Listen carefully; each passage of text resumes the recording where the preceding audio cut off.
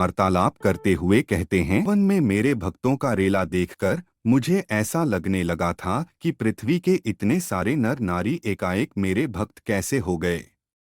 कोसों दूर तक नंगे पांव पैदल ही कावड़ में जल भरकर नाचते गाते चलते जाते। कभी कभी तो मुझे भी सोचना पड़ जाता था कि क्या सचमुच में ये मेरे भक्त ही हैं या भक्ति का दिखावा कर रहे हैं। लेकिन देवी, मुझे उनकी इस यात्रा को देखकर बड़ा आनंद मिलता था। मेरे मन में खुशी की लहर उठती थी कि चलो अच्छा हुआ, लोग भक्ति में तो रमते जा रहे हैं न।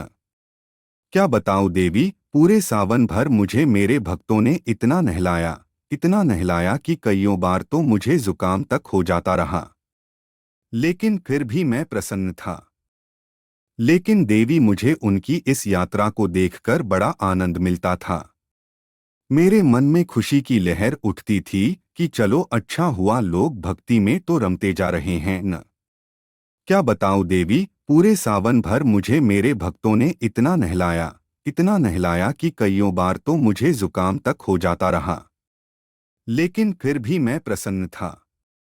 छोटे बड़े हर मंदिरों में भक्तों का रेला लगा रहता था, लेकिन अब देख रहा हूं कि सावन बीतते ही मेरे उन तमाम भक्तों की अब कहीं कोई परछाई भी दूर दूर तक दिखाई नहीं देती है।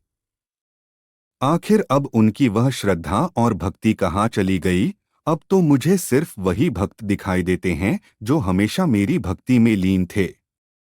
उनके लिए क्या सावन की बरसात, क्या पूस की ठंडक, वे सिर्फ सावन के दिखावटी भक्तों से कहीं ज्यादा मुझे कुछ नहीं लगते। कभी कभी तो सावन के कांवरियों ने तो जनता में मार तक करवा देते थे।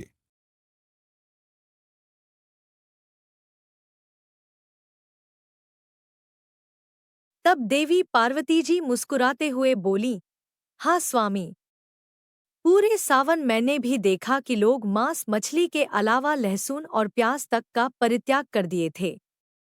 लेकिन सावन बीतते ही फिर भूखड़ बनकर लालची गिद्ध और कुत्तों की भांति वे मांसाहार करने के लिए तो टूट पड़े हैं। भला वे किसे धोखे में रखना चाहते हैं।